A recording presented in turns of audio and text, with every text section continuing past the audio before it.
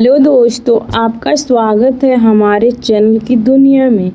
यह कहानी है गरीब कड़ी चावल वाली की कहानी।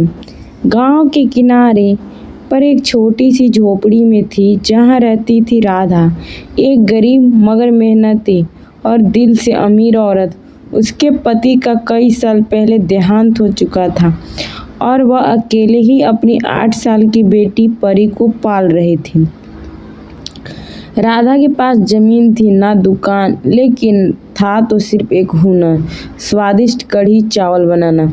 हर दिन सुबह राधा उठती, नदी से पानी लाती, पुराने मिट्टी चूल्हे पर आग जलाती और ममता से बेसन की कढ़ी चढ़ा देती। उसके चावल इतने फूले फूले और कढ़ी इतनी स्वादिष्ट होती कि जिसने एक बार खाए वह बार बार आता। लेकिन राधा यह सब किसी मुनाफे के लिए नहीं, जरूरतमंदों के पेट भरने के लिए करती थी। उसका नियत था कि जिसके पास पैसे हो वो दे दे और जिसके पास नहीं है वो पेट भर जाए, बस इतना ही काफ़ी है। राधा के हाथों का स्वाद धीरे धीरे पूरे गांव में प्रसिद्ध हो गया। आसपास के गांवों से भी लोग उसके कड़ी चावल खाने आने लगे, लेकिन कुछ बड़े दुकानदारों के यह बात खटकने लगे। उन्हें लगता था कि राधा उनके धंधे को नुकसान पहुंचाता रहे, क्योंकि मुफ्त या बहुत कम पैसे में खाना देती है।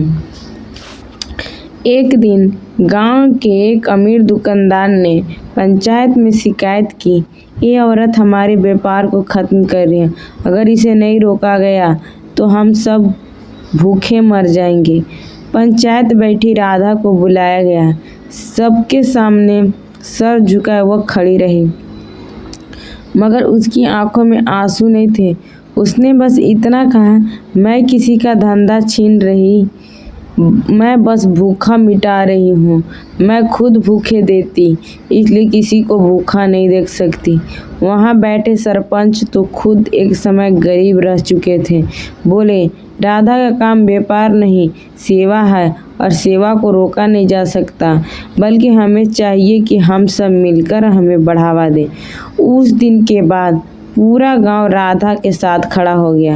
राधा की कढ़ी चावल वाली झोपड़ी का एक सेवा केंद्र बन गई।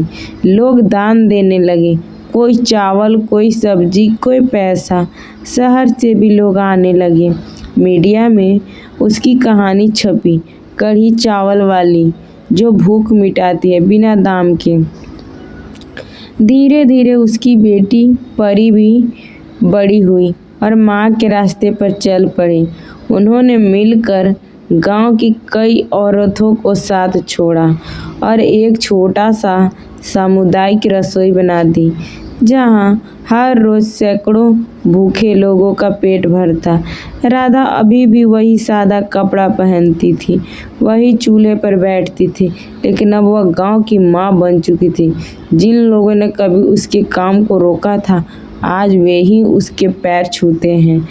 और आज भी अगर आप उस गांव में जाएं तो वहाँ एक बोर्ड दिखेगा, यहाँ कोई भूखा नहीं सोता, क्योंकि यहाँ रहते गरीब कड़ी चावल वाले। अगर कहानी अच्छी लगी हो तो मेरे चैनल को आप लोग जल्दी से सब्सक्राइब कर लीजिएगा और ज़्यादा से ज़्यादा शेयर कीजिएगा और कमेंट कीजिएगा।